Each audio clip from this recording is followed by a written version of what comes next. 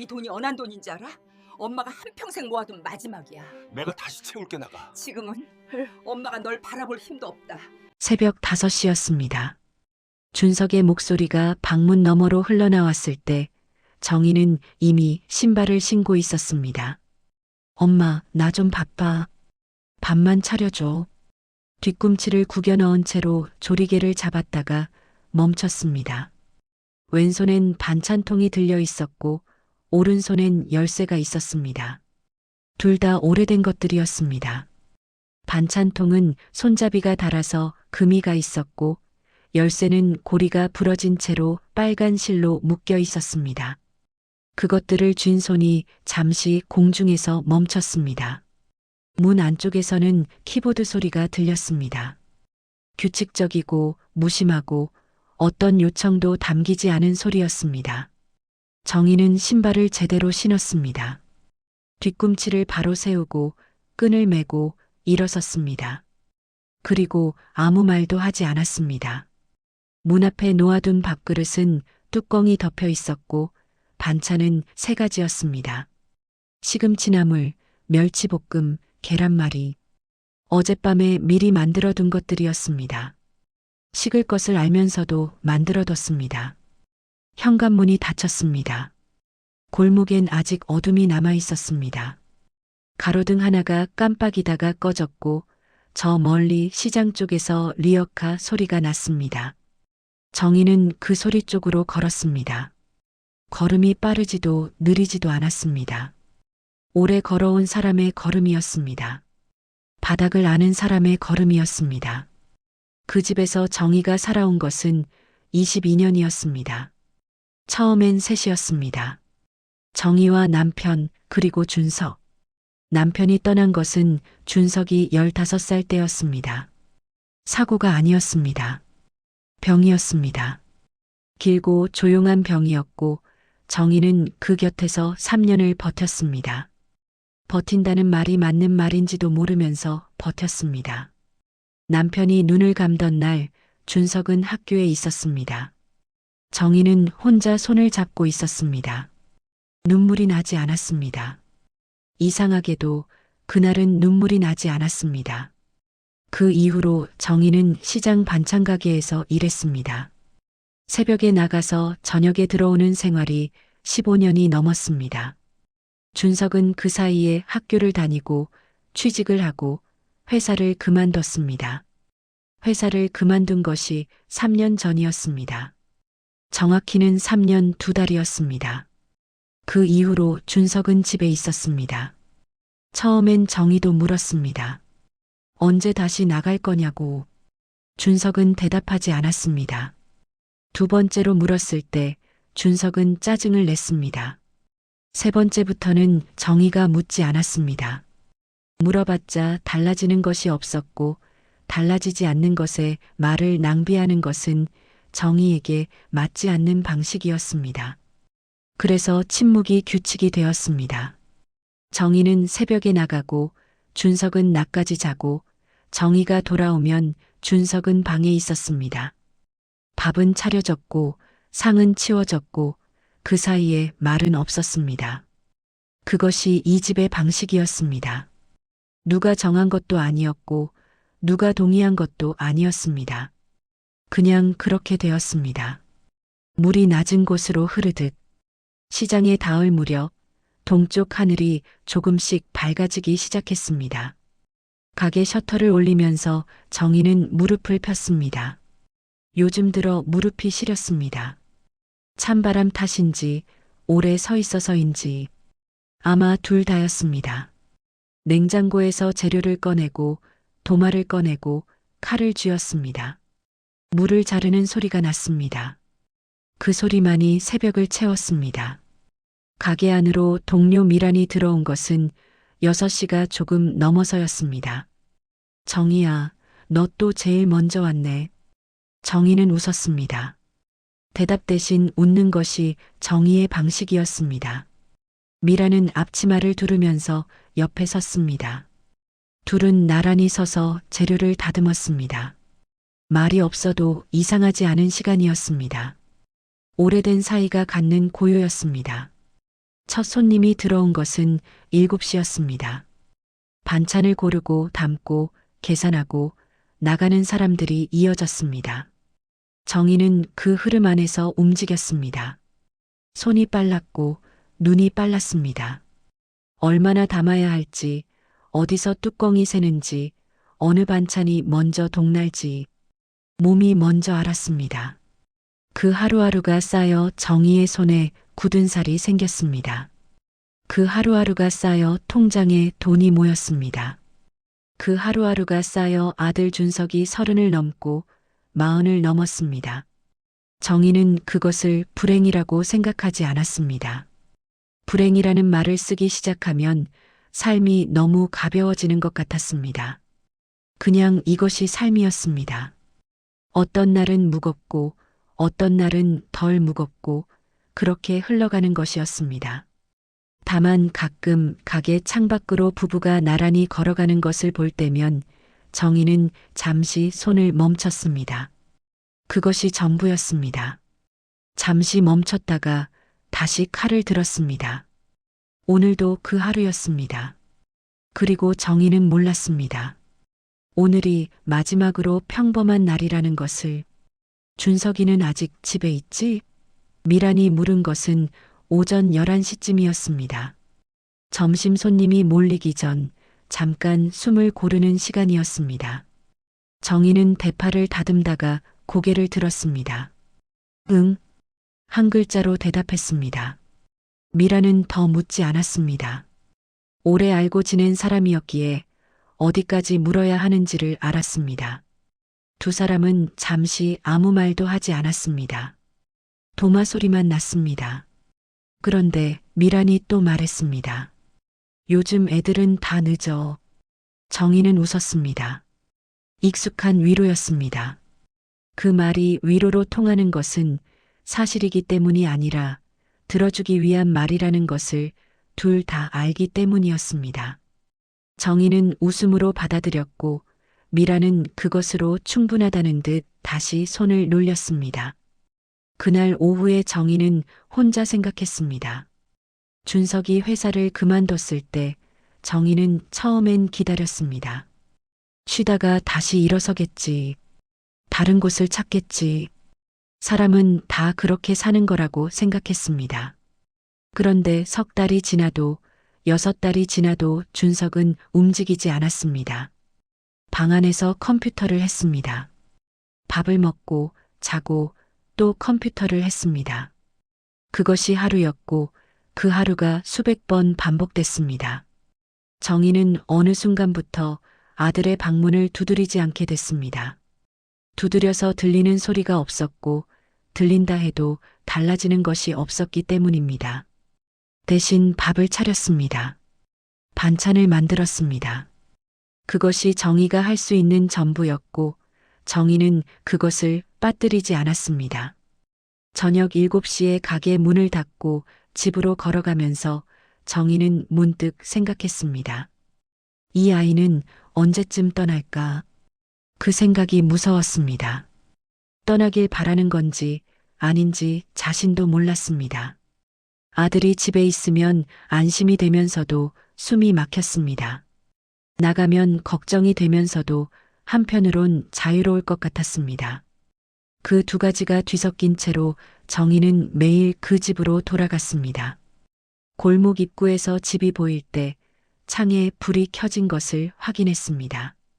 파란빛이 흘러나오고 있었습니다. 컴퓨터 화면 빛이었습니다. 정희는 잠시 거기 서서 그 빛을 바라봤습니다. 그 빛이 살아있다는 증거였습니다. 동시에 그 빛이 멈춰 있다는 증거이기도 했습니다. 현관문을 열었습니다. 신발이 여전히 현관에 가득했습니다. 준석의 것들이었습니다. 낡은 운동화, 슬리퍼, 한 번도 신지 않은 것 같은 구두. 구두는 3달 전에 사온 것이었는데 아직 코에 종이가 끼워져 있었습니다. 면접이라도 보러 갈까 해서 샀다던 구두였습니다. 면접은 없었던 것 같았습니다. 정희는 가방을 내려놓고 부엌으로 갔습니다. 아침에 준비해둔 반찬이 조금 남아 있었습니다. 먹은 흔적은 있었습니다. 국이 반쯤 비어 있었고 계란말이가 2조각 없어졌습니다. 정희는 남은 것들을 정리하면서 냄비를 올렸습니다. 된장국이었습니다. 방에서 키보드 소리가 났습니다. 국이 끓을 동안 정희는 방문 앞에 섰습니다. 손을 들었습니다. 노크를 할까 잠깐 망설였습니다. 그러다 손을 내렸습니다. 노크를 해서 무슨 말을 하겠다고. 오늘 어땠어? 준석은 하루 종일 집에 있었으니까 물을 것도 없었습니다. 뭐 필요한 거 없어? 필요한 게 있으면 말했겠지. 정희는 그냥 부엌으로 돌아갔습니다. 저녁 밥상은 조용했습니다. 준석이 나왔을 때는 국이 다 식은 후였습니다. 수저 소리만 났습니다. 텔레비전을 켜지 않는 것이 이 집의 저녁이었습니다. 남편이 있을 때는 텔레비전을 켰습니다. 뉴스를 보면서 남편이 투덜거렸고 정희가 받아쳤고 준석이 끼어들었습니다. 그것이 저녁이었습니다. 지금은 셋이 있던 자리에 둘이 있었고 그 둘은 말을 하지 않았습니다. 식사가 끝나고 준석이 방으로 들어가는 것을 정희는 등으로 느꼈습니다. 설거지를 하면서 정희는 생각했습니다. 언제부터였을까? 이 아이가 이렇게 됐던 것이 회사를 그만둔 것이 시작이었을까? 아니면 그 전부터였을까? 정희는 알 수 없었습니다. 가까이 있으면서도 무슨 생각을 하는지, 무엇 때문에 힘든지 알 수가 없었습니다. 물어볼 수도 없었습니다. 물어보는 순간 무언가가 깨질 것 같은 기분이 들었습니다. 그래서 물어보지 않았습니다. 설거지를 마치고 수건으로 손을 닦으면서 정희는 오늘 미란이 한 말을 다시 떠올렸습니다. 요즘 애들은 다 늦어. 정희는 그 말을 믿으려고 했습니다. 그래야 오늘 밤을 버틸 수 있을 것 같았습니다. 하지만 마음 한쪽에서는 알고 있었습니다. 이것은 늦는 게 아니라는 걸, 이것은 멈춘 거라는 걸, 그 생각을 정희는 서랍 깊은 곳에 넣어뒀습니다. 꺼내봐야 방법이 없는 생각은 꺼내지 않는 것이 나았습니다. 정희는 그렇게 오래 살아왔습니다. 그 집에서 평화는 침묵으로 유지됐습니다. 정희는 말하지 않았습니다. 준석도 변하지 않았습니다. 그것이 둘 사이의 방식이 됐습니다. 누구도 그 방식에 이름을 붙이지 않았습니다. 이름을 붙이면 그것을 바꿔야 할 것 같아지기 때문이었습니다. 그냥 이것이 일상이었습니다. 어느 날 정희는 시장에서 장을 보다가 오래전 이웃을 만났습니다. 준석이 중학교 다닐 때 같은 골목에 살던 사람이었습니다. 안부를 나누다가 그 사람이 물었습니다. 준석이 요즘 어떻게 지내냐고. 정희는 잘 지낸다고 했습니다. 무슨 일을 하냐고 또 물었습니다. 정희는 잠깐 쉬고 있다고 했습니다. 그 말을 하면서 정희는 미소를 잃지 않았습니다. 오랜 훈련이었습니다. 집으로 오는 길에 정희는 그 말을 되풀이했습니다. 잠깐 쉬고 있다. 3년 2달은 잠깐이 아니었습니다. 하지만 달리 말할 방법이 없었습니다. 사실을 말하면 상대방이 걱정하고 상대방이 걱정하면 정의가 달래야 했습니다. 그게 더 필요한 일이었습니다. 그러니 괜찮다고 하는 편이 나았습니다. 준석의 입장에서 그것은 다른 종류의 침묵이었습니다. 어머니가 아무것도 묻지 않는 것이 처음엔 편했습니다. 회사를 그만뒀을 때 준석은 이미 많은 것들이 박살난 상태였습니다. 7년을 다닌 회사였습니다. 어느 날 인사팀에서 불러서 자리가 없어졌다고 했습니다. 권고사직이었습니다. 싸울 수도 있었습니다. 하지만 싸울 기력이 없었습니다. 그냥 나왔습니다. 그것이 시작이었습니다. 나오고 나서 한 달쯤은 다시 찾아보려고 했습니다. 이력서를 넣고 연락을 기다리고 면접 제안이 오면 가고, 그런데 갈 때마다 무언가 어긋났습니다. 나이가 많다는 소리를 들었습니다. 직접적으로 말하지는 않았지만 연락이 오지 않는 것이 그 의미였습니다. 준석은 45이었습니다. 시장에서 팔리지 않는 나이였습니다. 그것이 준석을 무너뜨린 것은 아니었습니다. 정확하게는 무너지는 것이 너무 오래 걸렸습니다. 한 달이 지나고 2달이 지나고 반년이 지나면서 준석은 무기력해졌습니다. 의지 같은 것이 조금씩 빠져나갔습니다. 아침에 일어나기가 힘들어졌습니다. 샤워를 하러 나가는 것이 번거로웠습니다. 밥을 차려줘서 먹긴 했지만 맛이 느껴지지 않을 때가 많았습니다. 컴퓨터가 유일한 위안이었습니다. 화면 안에서는 실패하지 않아도 됐습니다. 아니, 실패해도 리셋이 됐습니다. 현실과 달리 다시 시작할 수 있었습니다. 준석은 그 안에서 하루에 10시간이 넘는 시간을 보냈습니다. 그게 나쁜 일인지 알면서도 멈추지 못했습니다. 멈추면 현실이 다시 눈앞에 들어왔기 때문입니다. 어머니는 매일 밥을 차렸습니다. 준석은 그것이 고마우면서도 때로는 숨막혔습니다. 밥이 차려져 있다는 것은 자신이 여기 있다는 것을 누군가가 알고 있다는 뜻이었습니다. 그것이 위안이면서도 무게였습니다. 차라리 아무도 없었으면 하는 생각을 할 때도 있었습니다. 그 생각이 드는 순간마다 준석은 스스로가 싫어졌습니다. 그렇게 두 사람은 같은 집에서 서로를 보지 않는 법을 익혀갔습니다. 정희는 일하러 나갔고 준석은 방에 있었습니다. 정희가 돌아오면 밥상이 차려졌고 먹고 나면 각자 자기 방으로 들어갔습니다. 가끔 텔레비전 소리가 흘러나오는 날도 있었습니다. 정희가 혼자 뉴스를 볼 때였습니다. 준석은 그 소리를 방문 너머로 들으면서 커튼을 치고 누워 있었습니다. 그 두 개의 공간 사이에는 얇은 문 하나가 있었고 그 문은 늘 닫혀 있었습니다. 어느 날 밤 정희가 잠들기 전에 수첩을 꺼냈습니다. 한 달 생활비를 정리하는 수첩이었습니다. 시장 일로 받는 월급, 나가는 관리비, 식비, 공과금. 숫자들이 빼곡했습니다.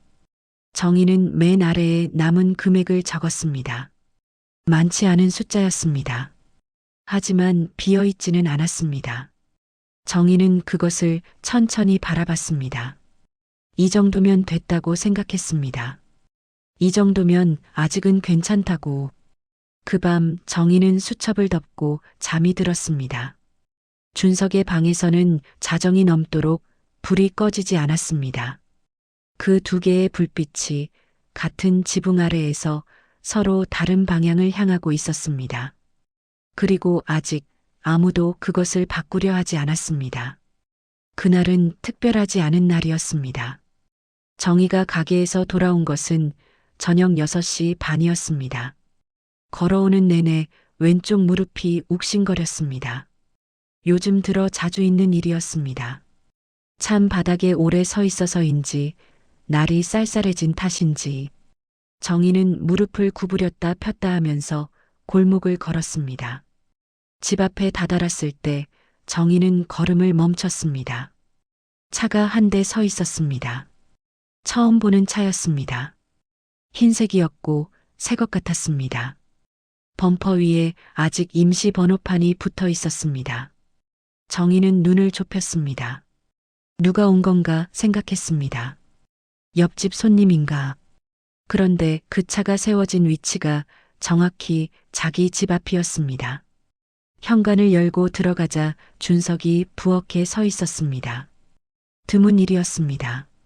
준석이 정희가 들어오는 시간에 방 밖에 있는 것은 거의 없었습니다. 엄마, 차 좀 바꿨어. 준석이 말했습니다. 태연하게 말했습니다. 냉장고를 열면서 말했습니다. 아무렇지도 않은 말처럼 말했습니다. 정희는 가방을 내려놓지 않은 채로 서 있었습니다. 그 한 문장이 무슨 의미인지 파악하는데 몇 초가 걸렸습니다. 차를 바꿨다는 말이 왜 자기한테 하는 말인지. 자기 차가 아니었으니까. 준석은 차가 없었으니까. 아니, 지금은 있었습니다. 어디서 났어? 정희의 목소리는 낮았습니다. 낮지만 흔들리지 않았습니다. 오래 참아온 사람의 목소리였습니다. 준석은 냉장고 문을 닫으면서 말했습니다. 조금 있었어. 모아둔 거. 정희는 말을 하지 않았습니다. 신발을 벗고 방으로 들어갔습니다. 서랍을 열었습니다. 통장이 있었습니다. 정희의 통장이었습니다. 손이 떨렸습니다. 손이 떨리는 것을 느끼면서 통장을 펼쳤습니다. 잔액란을 봤습니다. 숫자가 사라져 있었습니다. 정확히는 숫자가 있었습니다. 그런데 그 숫자가 정희가 기억하는 숫자가 아니었습니다. 정희가 기억하는 숫자에서 큰 자리가 빠진 숫자였습니다. 최근 출금 내역이 찍혀 있었습니다. 이틀 전 금액은 차 한 대 값이었습니다. 정희는 통장을 한참 들여다봤습니다. 15년이었습니다. 새벽부터 나가서 밤에 돌아오고 아픈 날도 나가고 비 오는 날도 나가고 명절에도 가게 문이 열리면 나갔습니다. 그 시간들이 쌓인 돈이었습니다. 무릎이 시릴 때마다 파스를 붙이고 버틴 돈이었습니다. 반찬 한 통을 더 팔아야겠다 싶어서 일찍 나간 날들의 돈이었습니다. 방문이 열렸습니다. 준석이 서 있었습니다. 엄마, 왜 그래? 내가 곧 일 시작하면 다시 채워줄 거잖아. 정희는 준석을 바라봤습니다.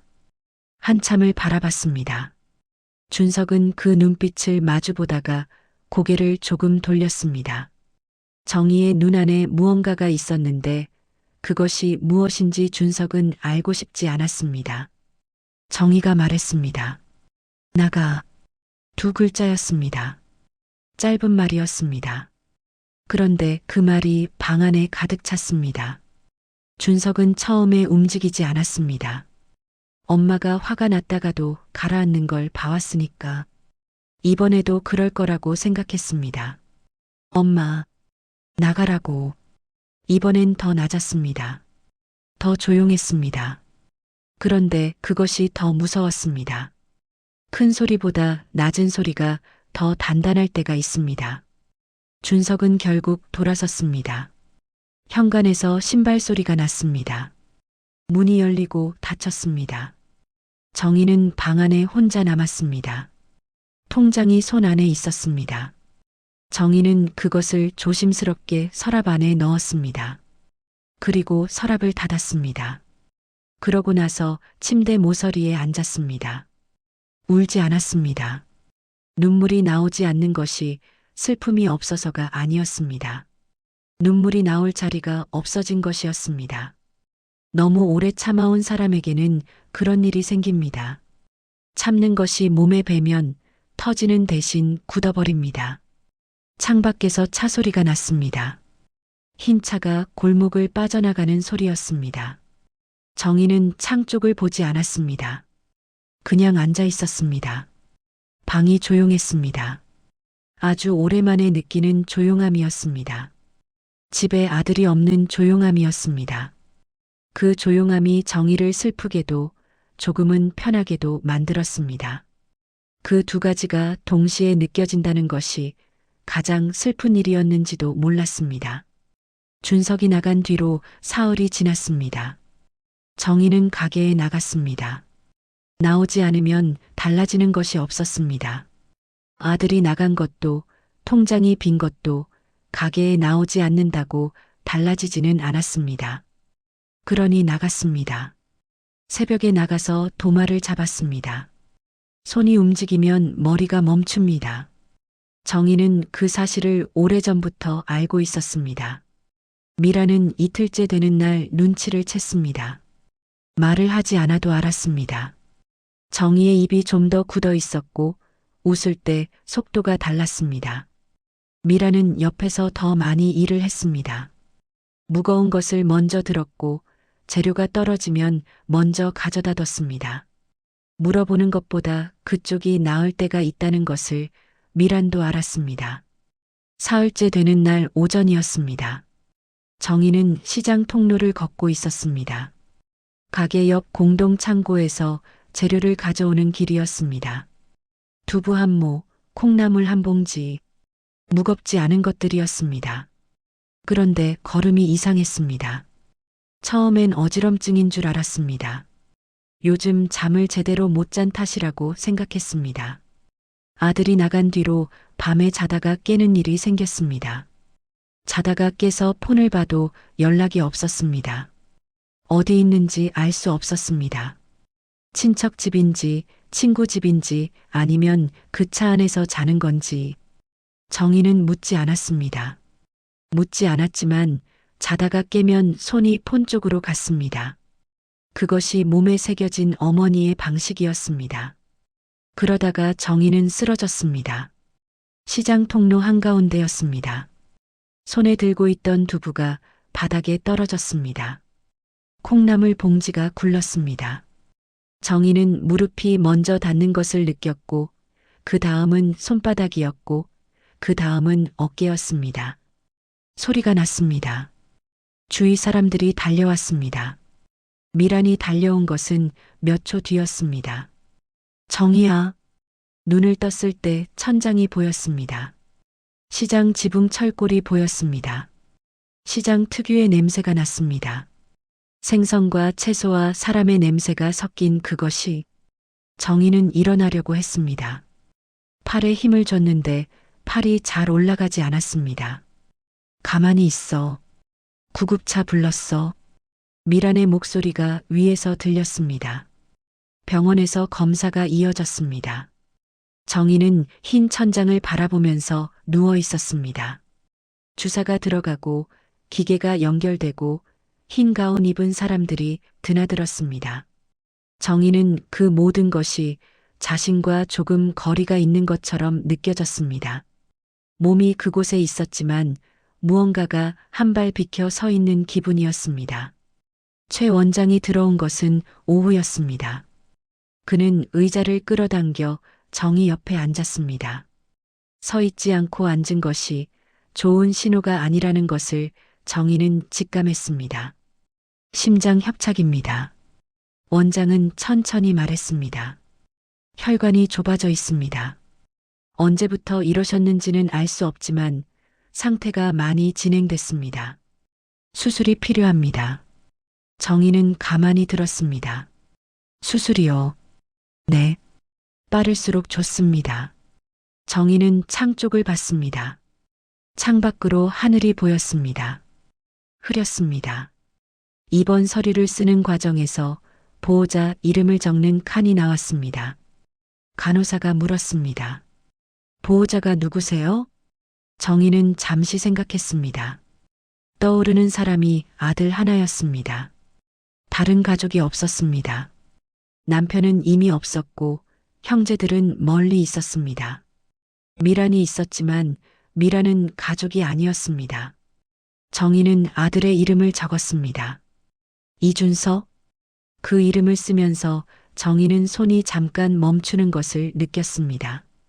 이 이름이 지금 어디 있는지 모른다는 사실이 그제야 실감났습니다. 미란이 연락을 했습니다. 준석의 번호를 미란이 갖고 있었습니다. 예전에 정희가 알려준 것이었습니다.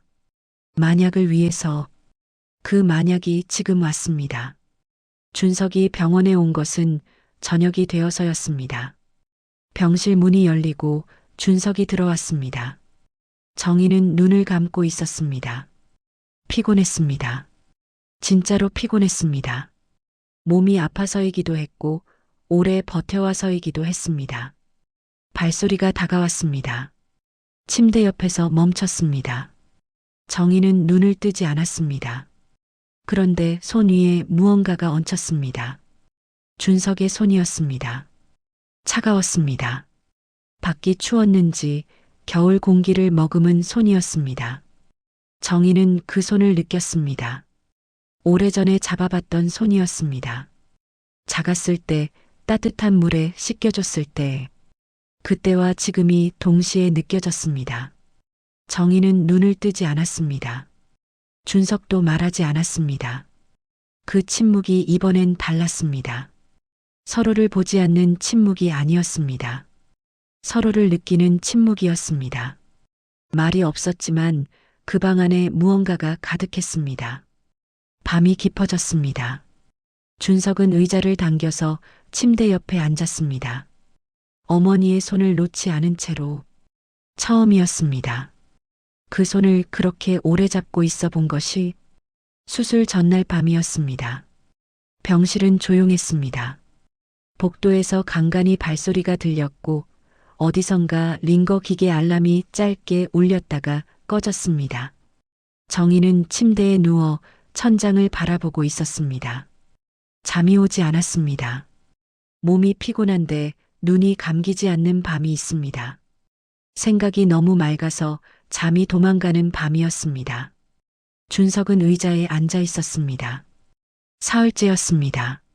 첫날 저녁에 와서 그 자리를 거의 떠나지 않았습니다. 낮에 잠깐 나가서 세면도구를 사왔고 편의점에서 삼각김밥을 사와 복도에서 먹었습니다. 병실 안에서는 밥을 먹지 않았습니다. 어머니 앞에서 먹는 것이 어색했습니다.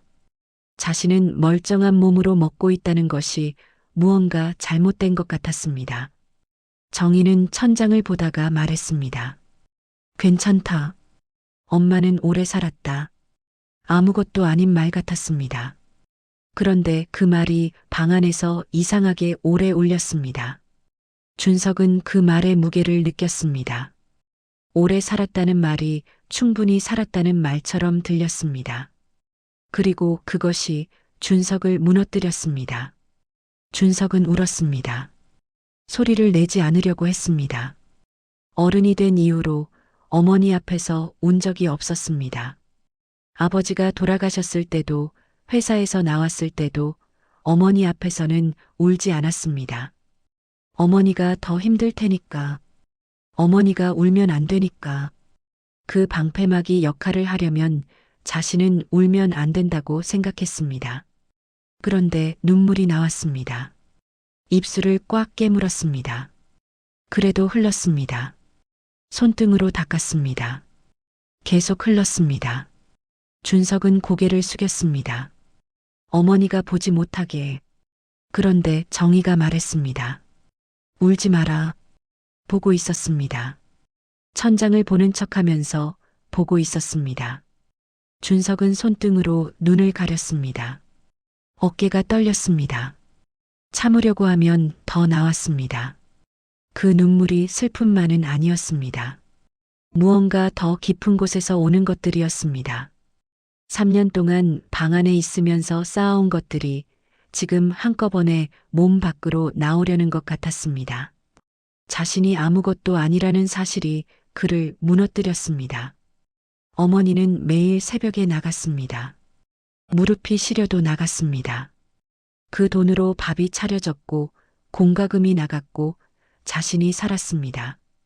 그 3년 동안 준석이 한 일이 없었습니다. 밥을 얻어먹고 전기를 쓰고 공간을 차지했습니다. 그리고 마지막엔 통장에서 돈까지 꺼냈습니다. 그 목록을 머릿속에서 나열하자 준석은 숨이 막혔습니다. 차를 바꿨다고 말하던 날 어머니의 눈빛을 기억했습니다. 화를 내지 않았습니다. 소리를 지르지 않았습니다. 그냥 바라봤습니다. 그 눈빛이 지금 와서야 무엇이었는지 알 것 같았습니다. 화가 아니었습니다. 포기도 아니었습니다. 그것은 슬픔이었습니다. 아들에 대한 슬픔이 아니라 자신의 삶에 대한 슬픔이었습니다. 그 슬픔을 어머니는 혼자 오래 들고 있었습니다. 준석은 의자에서 내려와 무릎을 꿇었습니다. 침대 옆 바닥에 어머니의 손 가까이에 무릎을 꿇는다는 것이 어색했지만 몸이 그렇게 움직였습니다. 서 있을 수가 없었습니다. 이 자리에서는 낮아지는 것이 맞는 것 같았습니다. 엄마 미안해. 그 말이 나왔습니다. 3년 만이었습니다. 아니, 어쩌면 더 오래됐는지도 몰랐습니다. 언제부터 그 말을 하지 않았는지 기억할 수가 없었습니다. 정희는 대답하지 않았습니다. 잠시 침묵이 흘렀습니다. 그러다 정희의 손이 천천히 움직였습니다. 침대 위에서 아래로 내려왔습니다. 준석의 머리에 닿았습니다. 손바닥이 머리 위에 얹혔습니다. 그것뿐이었습니다. 말도 없었고 토닥임도 없었습니다. 그냥 그 자리에 손을 두었습니다. 준석은 그 손의 무게를 느꼈습니다. 가벼웠습니다. 오래 일한 손이었는데 생각보다 가벼웠습니다. 그 가벼운 손이 아주 무겁게 느껴졌습니다. 준석은 그 자리에서 오래 있었습니다. 어머니의 손이 머리 위에 있는 동안 준석은 아무 생각도 하지 않으려고 했습니다. 그냥 이 순간만 있었습니다. 수술이 내일이라는 것도, 통장이 빈 것도, 차가 집 앞에 서 있다는 것도 다 잠시 옆으로 물러났습니다. 이 손이 내일 수술대에 오른다는 것만 남았습니다. 그 생각이 들자 준석은 다시 눈물이 났습니다. 이번엔 숨기지 않았습니다. 병실 창밖으로 밤이 깊어지고 있었습니다. 복도의 발소리가 줄어들었고 병원 전체가 가라앉는 느낌이었습니다. 링거 기계만 조용히 작동하고 있었습니다. 그 소리가 규칙적이었습니다. 심장 소리처럼. 정희는 눈을 감았습니다. 손은 그대로였습니다. 아들의 머리 위에. 그날 밤 두 사람은 그렇게 오래 있었습니다.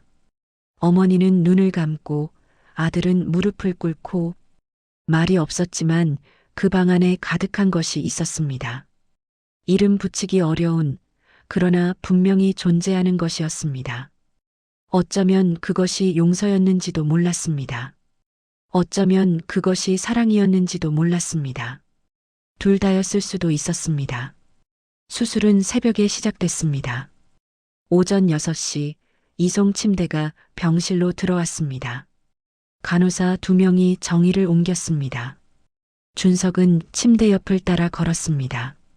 복도를 지나고 엘리베이터를 타고 수술실 앞 복도까지 갔습니다. 수술실 문 앞에서 멈췄습니다. 보호자는 여기까지였습니다. 정희가 준석을 봤습니다. 이송 침대 위에서 올려다 봤습니다. 표정이 담담했습니다. 무서운 기색이 없었습니다. 아니, 어쩌면 있었는데 감추고 있는 것일 수도 있었습니다. 정희는 오래 감추는 법을 연습해온 사람이었으니까. 다녀올게. 정희가 말했습니다. 수술실에 들어가면서 다녀올게 라고 했습니다. 그 말이 어이없으면서도 그 말이 어머니답다고 준석은 생각했습니다. 수술실 문이 닫혔습니다. 준석은 문 앞에 서 있었습니다. 잠시 그 문을 바라봤습니다. 그리고 돌아섰습니다. 보호자 대기 구역으로 걸어갔습니다. 의자가 줄지어 있었습니다. 아무도 없었습니다. 새벽 6시의 병원 복도는 조용했습니다. 형광등이 희고 차가웠습니다. 준석은 의자에 앉았습니다. 그리고 기다렸습니다. 처음 한 시간은 폰을 봤습니다. 화면을 켰다 껐다 했습니다. 무언가를 하려고 했는데 손이 따라오지 않았습니다. 게임을 켰다가 껐습니다. 뉴스를 열었다가 닫았습니다. 글자들이 눈에 들어오지 않았습니다. 두 번째 시간부터는 폰을 내려놨습니다. 그냥 앉아 있었습니다. 복도를 지나는 사람들을 봤습니다. 흰 가운, 초록 가운, 파란 가운, 빠르게 걷는 사람들, 서류를 든 사람들, 다른 환자를 이송하는 사람들. 그 흐름 속에서 준석은 혼자 멈춰 있었습니다. 그리고 처음으로 생각했습니다. 나는 지금까지 무엇을 한 걸까? 질문이 아니었습니다. 선고에 가까웠습니다. 어머니가 수술실 안에 있었고 자신은 복도에 앉아 있었습니다. 아무것도 할 수 없었습니다. 돈을 낼 수도 없었습니다. 지금 당장 의사가 돈이 필요하다고 하면 줄 수 있는 돈이 없었습니다. 통장에서 꺼낸 그 돈을 이미 차에 쏟아부었으니까. 준석은 고개를 손 안에 묻었습니다. 3년이었습니다. 3년 동안 자신은 뭘 한 것인지, 세상이 자신을 버렸다고 생각했습니다. 나이가 많다고, 자리가 없다고, 기회가 없다고. 그 말들을 핑계로 삼아 방 안에 있었습니다. 어머니는 그 방 밖에서 매일 새벽에 일어나 시장으로 갔는데 그 대비가 너무 선명해서 눈을 뜨기가 힘들었습니다. 세 번째 시간이 됐을 때 준석은 자판기 앞으로 갔습니다. 커피를 뽑았습니다. 뜨거웠습니다. 한 모금 마셨습니다. 쓴맛이 났습니다. 그 쓴맛을 삼키면서 생각했습니다. 어머니는 이 맛을 어떻게 버텼을까? 남편을 잃고 아들을 혼자 키우고 늙어가는 몸으로 새벽에 일어나는 그 맛을 누가 고생했냐고 물어봐 주지 않아도 누가 알아줬으면 좋겠다는 말을 한마디도 하지 않으면서 그것을 삼키는 맛이 얼마나 쓴 것인지 준석은 알지 못했습니다. 살면서 한 번도 생각해 보지 않았습니다. 네 번째 시간부터 준석은 복도 한쪽 끝에서 다른 쪽 끝까지 걸었습니다. 앉아 있으면 생각이 너무 많아졌습니다. 걸으면 조금 줄었습니다. 그래서 걸었습니다. 왔다 갔다 했습니다. 간호사들이 몇 번 봤습니다. 이상한 사람처럼 보였을 수도 있었습니다. 상관없었습니다. 그러다가 그 복도를 걷는 동안 준석은 깨달았습니다.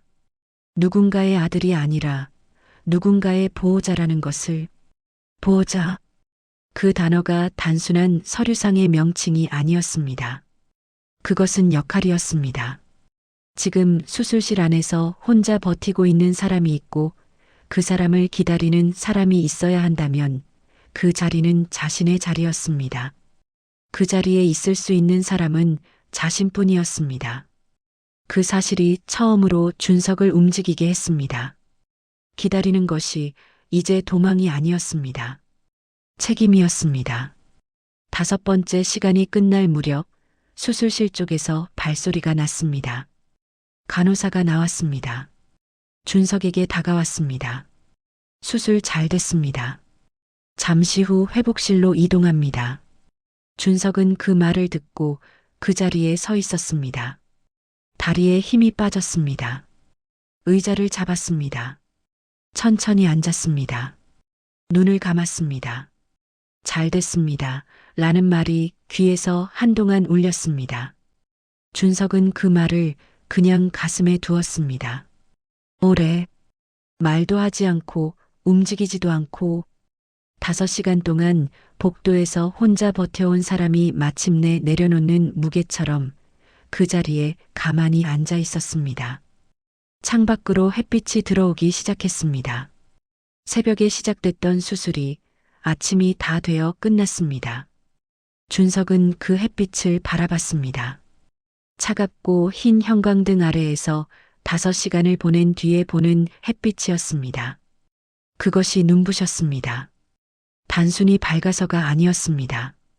오늘 아침의 햇빛이 어제의 그것과 다르게 느껴졌습니다. 정의가 눈을 뜬 것은 회복실에서였습니다. 처음에 보인 것은 흰 천장이었습니다. 빛이 많았습니다. 눈을 뜨자마자 눈이 부셔서 다시 감았다가 천천히 다시 떴습니다. 몸 여기저기에 무언가 연결된 느낌이 났습니다. 손등에 주사 바늘, 가슴 위에 기계, 코 아래에 산소. 그것들이 하나씩 느껴졌습니다. 살아있구나, 라는 생각이 들었습니다. 아주 단순한 생각이었습니다. 기적 같은 것이 아니었습니다. 그냥 지금 눈을 뜨고 있고 숨이 쉬어지고 통증은 있지만 있다는 것은 살아있다는 뜻이었습니다. 정의는 그것을 담담하게 받아들였습니다. 고개를 천천히 돌렸습니다. 준석이 있었습니다. 의자에 앉아서 고개를 숙인 채 졸고 있었습니다. 어깨가 구부정했습니다. 머리카락이 헝클어져 있었습니다. 언제 세수를 했는지 모를 얼굴이었습니다. 그런데 그 얼굴에 무언가가 있었습니다. 정의는 그것이 무엇인지 보려고 눈을 좁혔습니다. 안도였습니다. 자는 중에도 얼굴이 풀려 있었습니다. 어떤 걱정이 지나간 사람의 얼굴이었습니다. 정희는 그 얼굴을 한동안 바라봤습니다. 언제부터였을까? 이 아이의 얼굴을 이렇게 오래 본 것이. 준석이 눈을 떴습니다. 고개를 들다가 정희와 눈이 마주쳤습니다. 잠깐 멍한 얼굴이었다가 눈이 커졌습니다. 의자에서 일어나면서 침대 쪽으로 왔습니다. 엄마, 눈 떴어? 정희는 천천히 고개를 끄덕였습니다. 목이 말랐습니다. 말이 잘 나오지 않았습니다. 준석이 간호사를 불렀습니다. 빠르게 복도로 나갔다가 돌아왔습니다. 간호사가 와서 상태를 확인하고 물을 조금 마셔도 된다고 했습니다. 준석이 종이컵에 물을 받아왔습니다. 빨대를 꽂아서 정희의 입 가까이 댔습니다. 정희는 천천히 마셨습니다.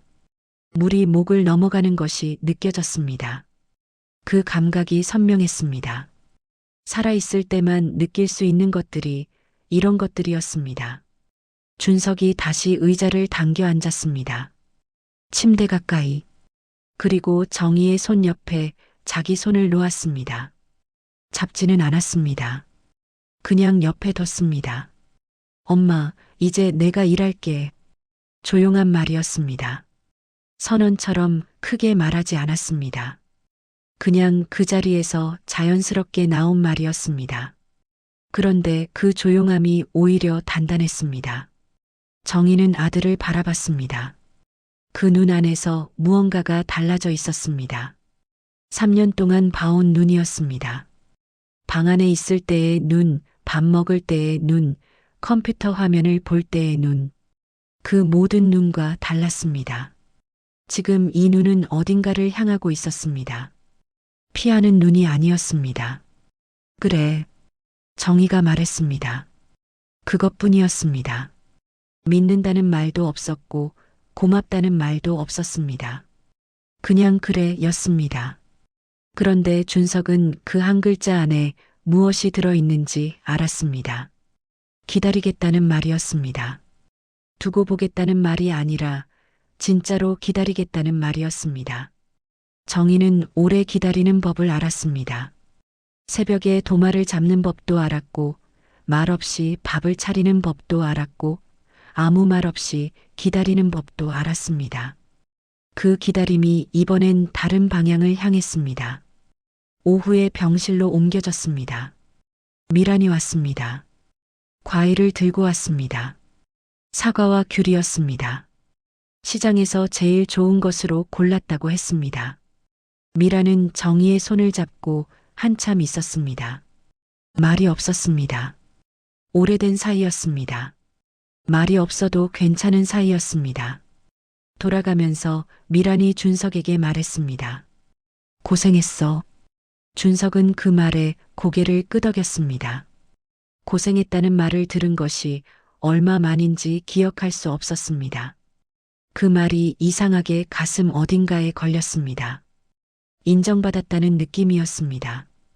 아주 작은 인정이었지만 준석에게는 오래간만의 것이었습니다. 저녁이 됐습니다. 준석은 병원 식당에서 국을 사왔습니다. 죽도 사왔습니다. 정희가 먹을 수 있는 것들로. 정희는 조금씩 먹었습니다. 맛이 좋지 않아도 먹었습니다. 먹어야 한다는 것을 알았습니다. 그리고 그 앞에서 아들이 지켜보고 있다는 것도 알았습니다. 한 숟가락 더 먹었습니다.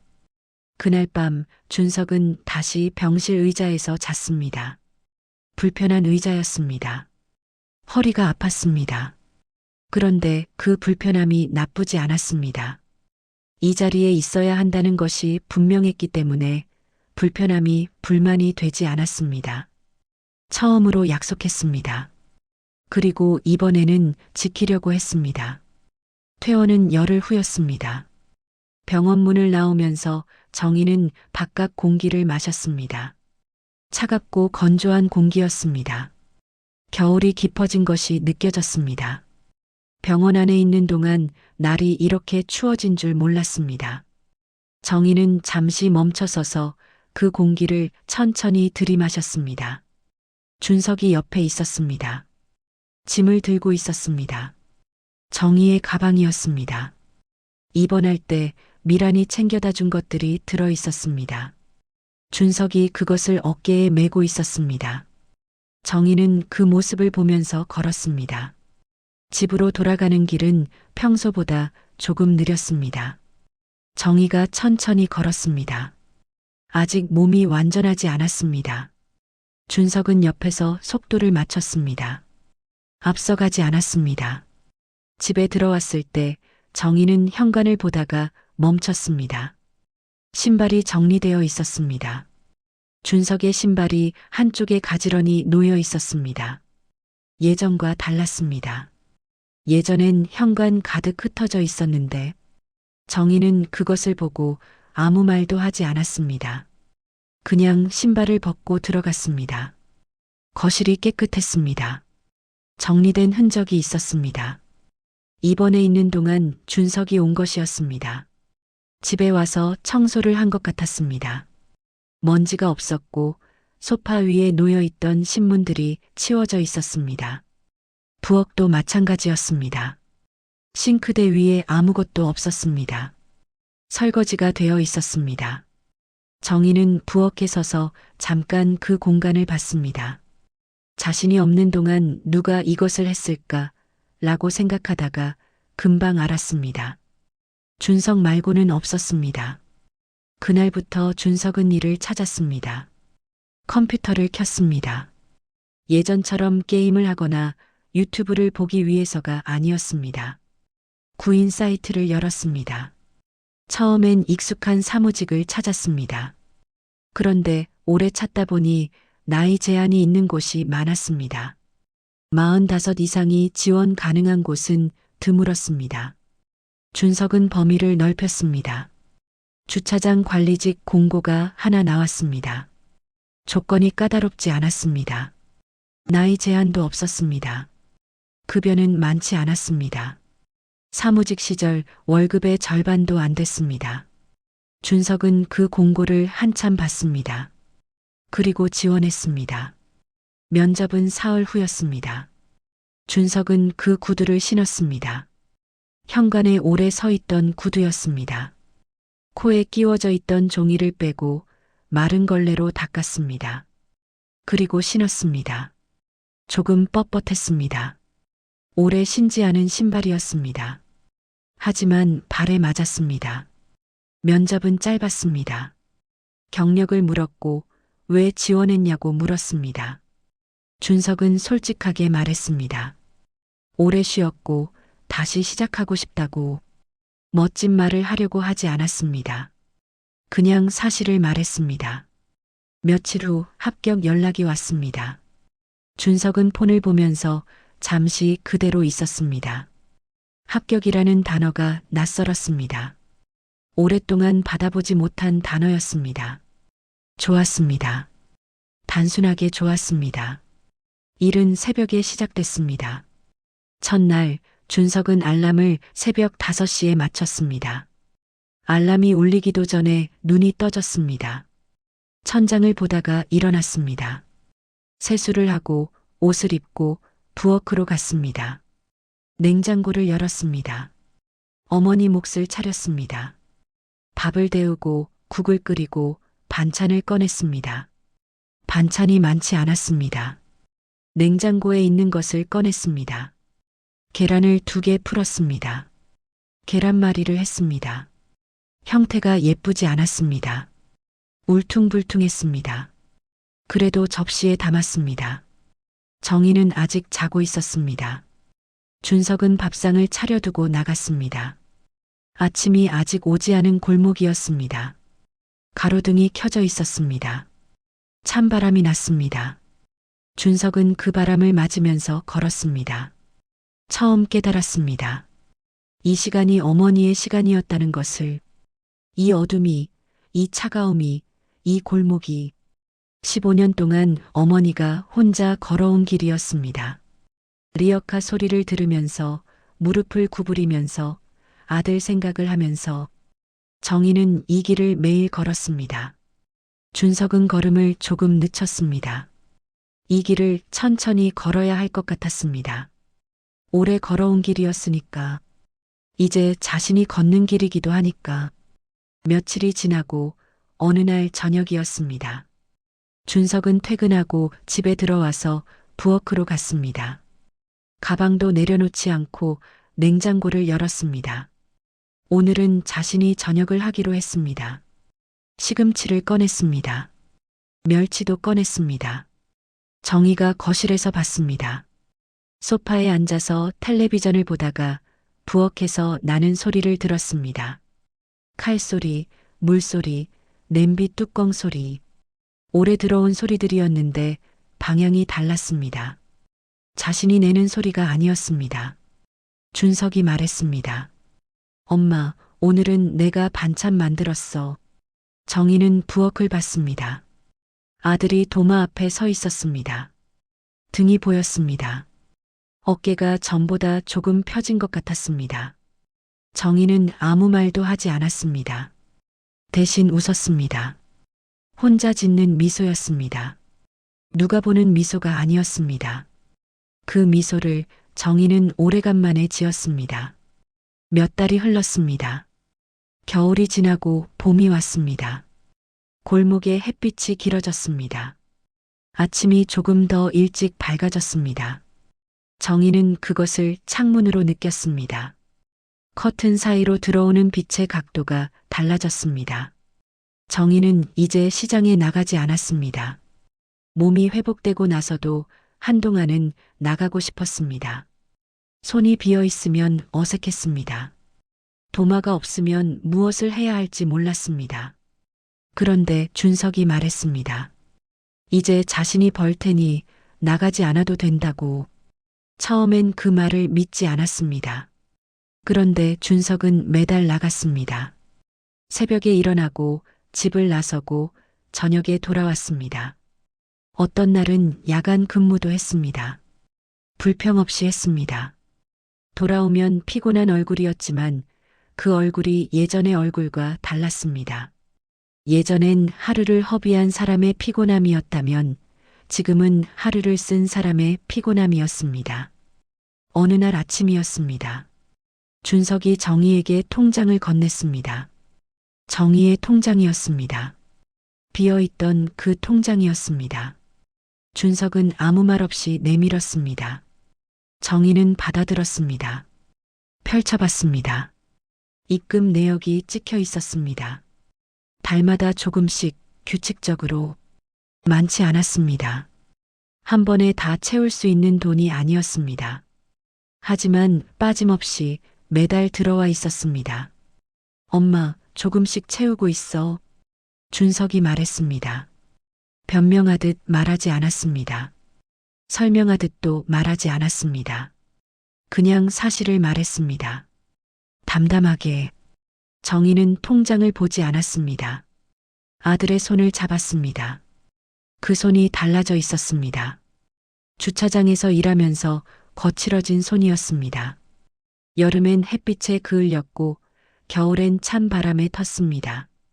더 이상 방 안에만 있던 사람의 손이 아니었습니다. 어딘가를 쥐어본 사람의 손이었습니다.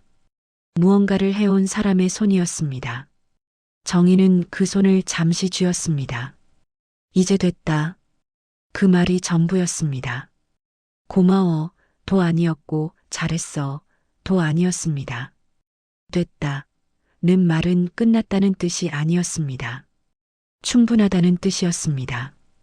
통장이 충분해서가 아니었습니다. 이 아이가 충분히 되었다는 뜻이었습니다. 정희는 알았습니다. 아들이 이제 혼자 설 수 있는 사람이 되었다는 걸, 기대어도 되는 사람이 생겼다는 걸, 그것이 돈보다 크다는 걸. 그날 아침 창밖으로 햇살이 들어왔습니다. 봄 햇살이었습니다. 겨울보다 따뜻하고 여름보다 부드러웠습니다.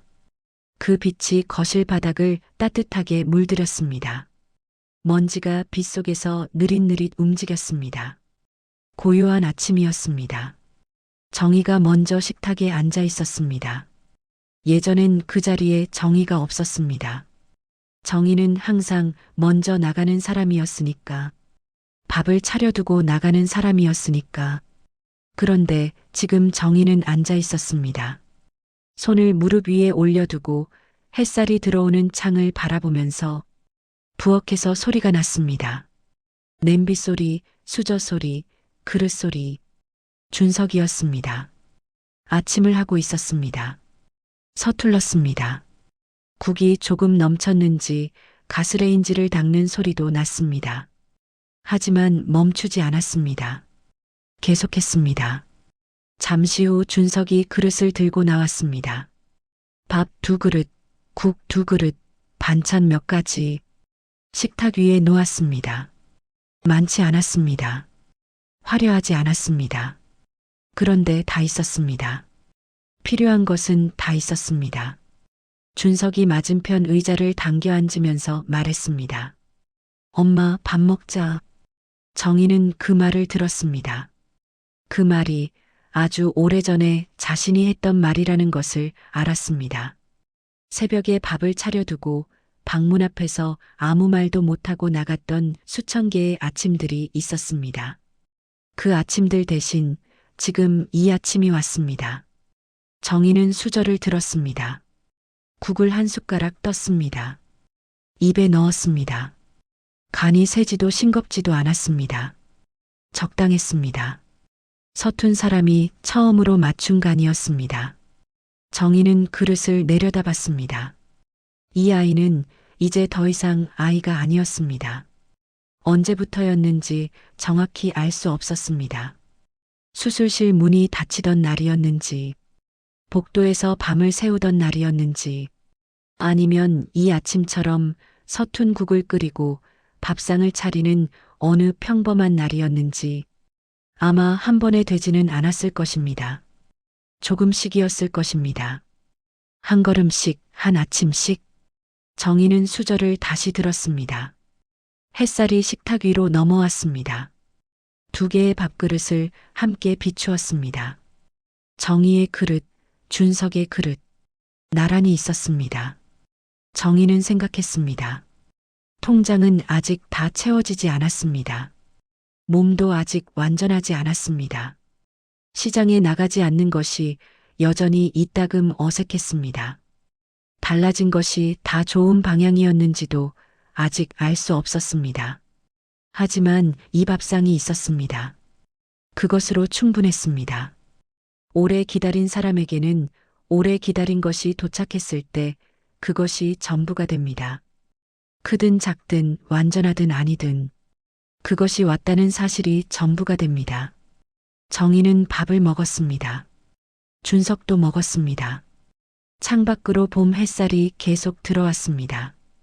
그 빛 안에서 두 사람은 오래간만에 같은 식탁에서 같은 방향을 바라보며 앉아 있었습니다. 말이 없어도 괜찮은 아침이었습니다. 이제는 말이 없어도 괜찮은 이유가 달랐습니다. 숨기는 것이 없었습니다. 피하는 것이 없었습니다. 그냥 함께 있는 것이었습니다.